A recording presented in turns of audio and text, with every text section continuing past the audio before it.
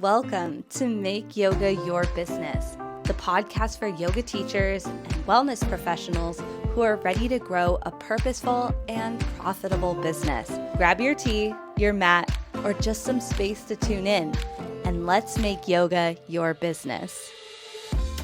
Hello and welcome back. This is episode 3. Today we're tackling a topic that I feel very, very passionately about, and that is different ways to diversify your income as a yoga teacher.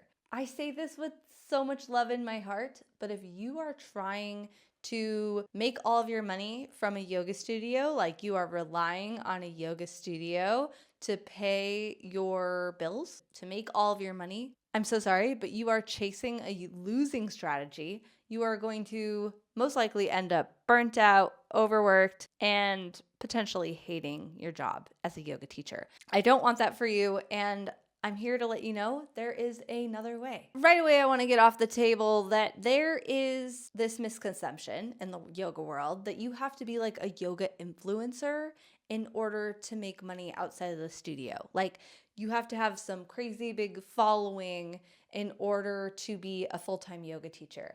Let's get this clear right now. That is absolutely not true. That is not the case. And as we break these 6 ways down today, I think it's 6 ways, we are going to totally demolish that false belief. I want to make it clear also that yoga does not have to be a struggle. Like being a yoga teacher doesn't have to be a struggle. I think there's this like starving artist mentality around being a yoga teacher. Like you say you're a yoga teacher and most people are like, oh, okay, like what's your other job? Like how do you make money? And that makes me so sad, but it's the reality for most people. I think the majority of yoga teachers out there do have another job or like a supplemental income, or they have a full-time job and they're teaching yoga on the side. And you and me both know that if you are doing yoga part-time in like your off hours, you are absolutely not giving it the time and the attention that it needs in order to be offering your highest service, right? Like you're not able to give it the energy and attention that you would like to be giving in order to serve your students to the best of your ability. So income diversification, what does that mean? That just means that you are, instead of like if you've ever worked a 9-to-5 job or a salary position, you go in, you work a certain number of hours, and you get a set rate of pay, and you're usually just getting one paycheck from one employer, and that is your income. That's your whole revenue story. As a business owner, because remember, as yoga teachers, we are business owners. Don't know if you knew that. Hopefully you did. But if you didn't, now you know. You are a business owner. You are an entrepreneur. That means that your revenue your income, what you get paid, is going to look different than a W-2 employee. That isn't a bad thing. That can be a really, really exciting thing because that means that you can make money from a bunch of different areas. And actually, I highly recommend that being the case, making money from different areas. And that means you're not put in a box. You're not having to do the same thing all day, every day. And you have more financial security in a way because if any one of those revenue streams ever pooped out, you would have other ones to fall back on. So it can be a really exciting, beautiful, but if you're unaware of how to set things up, semi-stressful thing. So hopefully today's episode will help you get more clarity or just more inspiration around what those different revenue streams can be. Income diversification is absolutely necessary as a yoga teacher. I firmly believe that. And if you are relying on any one way to make your money as a yoga teacher, that is what eventually leads to burnout and potentially financial stress, because if that revenue stream kind of pooped out, you're in for a world of hurt. So here are 6 proven ways and maybe a few extra. I think I threw in a few extra at the end. There's some bonus ones at the end, but 6 proven ways to make income from teaching yoga that isn't the traditional go to the studio, get paid for your in-studio class model. Okay, number 1 is one that I think we've all heard of at this point in 2025. This is a pretty well-known thing that yoga teachers do, an online membership. having an online membership of some kind where you offer your yoga or wellness services. This can look a bunch of different ways. As simple as it is, a gated resource or library of content. A gate meaning that people have to pay you in order to receive it. So there is content, whether it's a class at a time or a whole library of classes, people paying you in order to get access to that content. And usually this is on a recurring basis, so they'll get charged on a recurring basis, although you can have kind of one-off things. I classify that more as an event. We'll get into that later. Sometimes this is simply like a Patreon account. A lot of people post on YouTube these days. You can have a Patreon account where people opt in to get that content. You can also have gated or paid members only content. I have personally never had a Patreon, but I've known people who have seen some decent success with it. There's also like this, what is it called? I think it's called Stan Store. That's a new membership site. I don't even know if it's new. I've just been hearing of it recently. I'd never heard of it before. It's supposed to be super user-friendly, beginner-friendly, all of that. I use Squarespace in the past. Squarespace has kind of higher service charges. You have to do your own research. Get on ChatGPT, ask what the most latest, greatest, updated membership website hosting platform things are, and get yourself on one of those. So the reason this is great is because it can give you regular access to your students. You are in regular contact with your students as if they were your in-studio class members. You can also have this cater to your students. Maybe you only teach once a week in the studio and your students want to practice with you other days of the week. They can also see you in your online membership.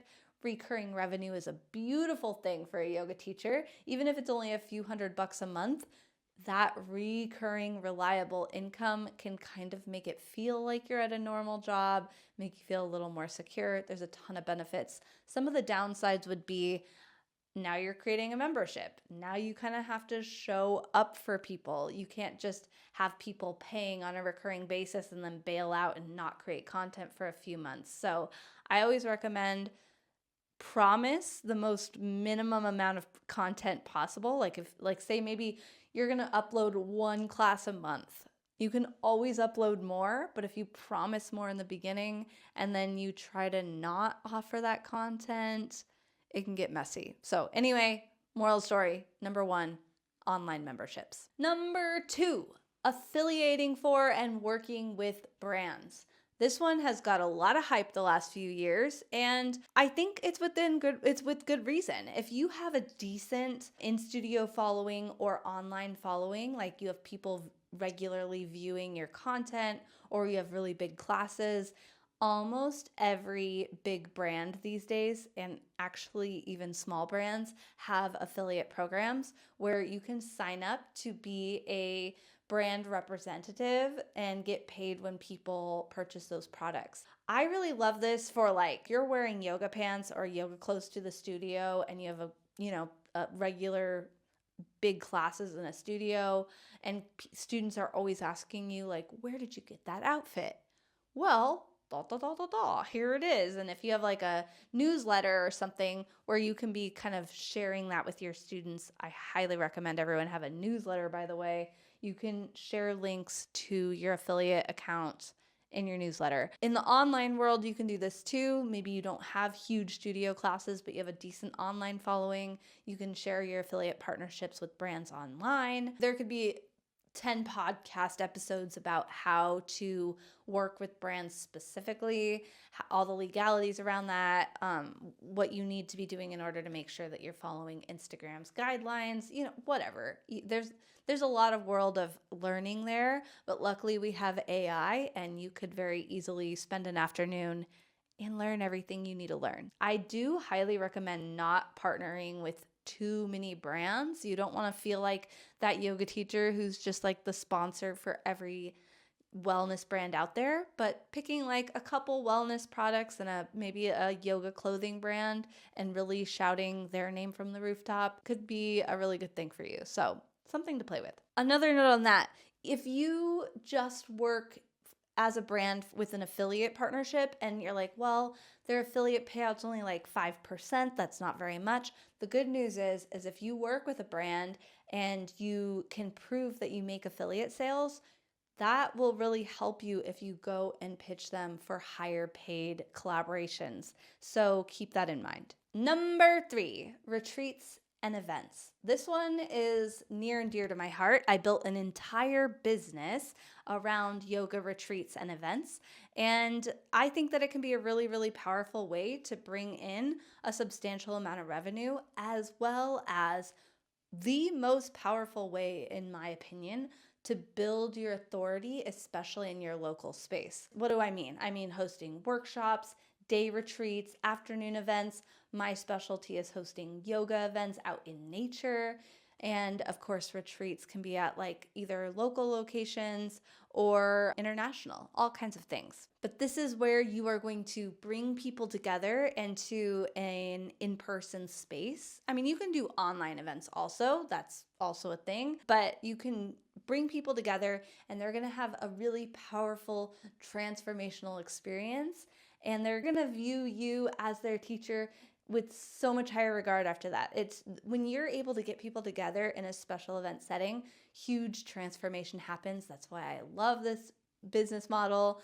That's why I built a whole business out of it. And I mean, if you do the simple math, if you're charging, say, $50 a person, you don't need that many people to attend in order to make a substantial amount of money. And if you're doing events every month, and you can make, say, $800 to $1,500 per event, you do the math, that is a huge chunk of your income right there. Pro tip is if you already have existing students or at least an online community, poll those students and see what kind of events they're interested in, where they would like to go on retreat.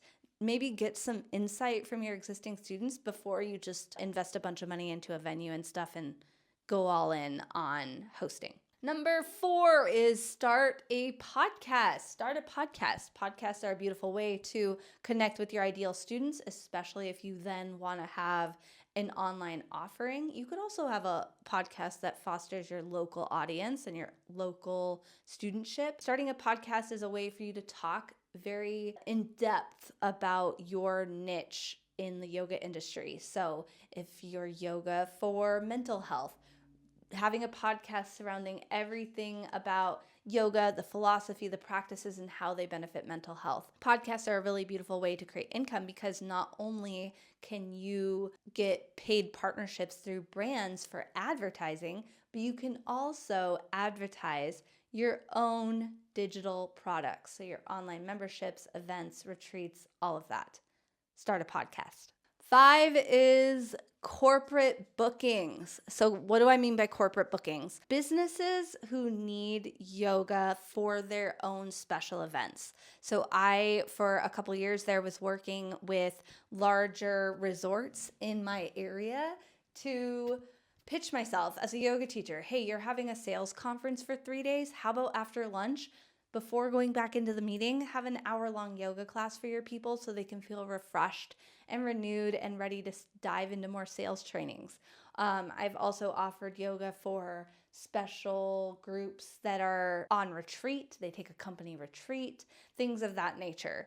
You can also go into corporate settings. So this is kind of like an addition on this one. You can go into workplaces like a doctor's office or a vet office, or even, I don't know, like an engineer, a law firm, and you can offer yoga in their workplace for those workers. And that company might have budget in their health and wellness budget to pay you as a yoga teacher to come in on a weekly basis and offer yoga to their workers. Number 6, right? Number 6, selling downloadable printout type resources. So selling your sequences, your other teaching resources like class themes.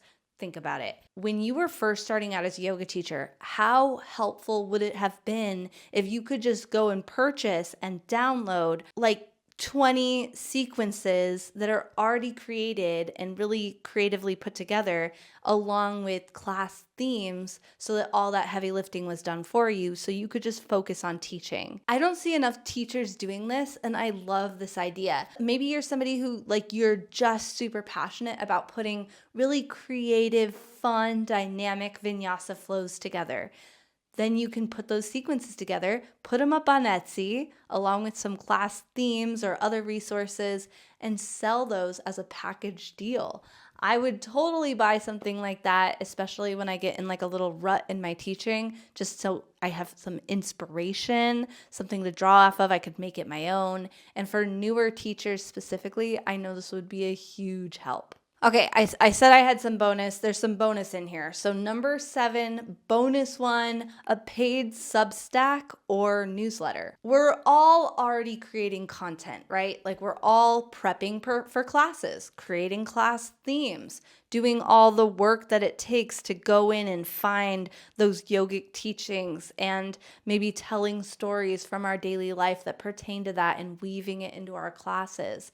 Why not double up and use that work that you're already doing and put it into a paid Substack or newsletter? These Substacks or newsletters that are paid that I see do really well, it's at a really low ticket, like $5-10 a month, but it's like a gated community where your people get access to your deeper teachings. So they get to connect with you a bit deeper, go into the teachings of yoga more, all for a really measly $5-10 a month. But if you have 50 to 100 students who are subscribed to your newsletter, you can see how that would add up pretty quickly and be a substantial side income or revenue stream. So if you love writing, paid newsletter, do it. Another bonus one. So this one is really fun. I've thought of doing this so many times. Create a signature series. What do I mean by signature series? I mean taking a topic in yoga that you love teaching that's a really desirable topic for people. Think Intro to Yoga for Complete Beginners, 4 to 6 weeks series that you offer in January when that flood of brand new yogis come to the studio. I don't see enough studios offering this. More studios absolutely should. Usually a student comes to a studio in January, they hop in any old class, they feel really overwhelmed and they don't know what they're doing, and then they bounce. But if they could come in and get nurtured through a 4 to 6 week series where they get taught the fundamentals, you get the picture. Maybe you do a prenatal series. Maybe you do a postnatal series. Maybe you're doing yoga and Ayurveda. Maybe you're doing a yoga for abs right before summer. Whatever it is, you can have a series that you get really, really good at teaching, and you pre-sell that series. So you have students sign up ahead of time. They commit to the whole series. So you're getting that student commitment right up front. When you offer that series and you get really good at it, you can pitch it to other yoga studios in your area. So you could pitch in your city, in surrounding cities, even surrounding states. Maybe you go on a little mini tour with your signature series. And that can be something that's really powerful to help you become more of an authority in your niche specific space. Creating a signature series, absolutely great idea, especially if you have a topic that you feel really passionately about teaching. Okay, so there's a bunch of ideas for you. I want to say you don't need to do all of these, and I actually don't recommend that you try to do all of these, at least not all at the same time. But I hope 1 or 2 of these really resonated with you and got your brain thinking in this direction. So stop thinking like a regular employee and start thinking like an entrepreneur. How are you going to get creative and use your existing skills and passions in order to offer more value in the world? Which one of these resonated with you? Let me know. Send me a DM over on Instagram. My handle is @yoga.with.kai. Find me over there. Let me know which one you like, which one you're going to dive into, and let me know if you have any questions. I respond to all of my DMs, and I would love to see you in there. Also, if you found this helpful, go ahead and leave me a review and rate the podcast. Nobody does that. Who goes and rates podcasts? Literally nobody, but I'm asking you right now. We're brand new, and it would help me so much if you just took 2 minutes to go over there, leave a review, and let me know how you like the show. Okay, that's it for now. We'll be back next time with more marketing tips, tricks, all the things. We'll see you there. Take care.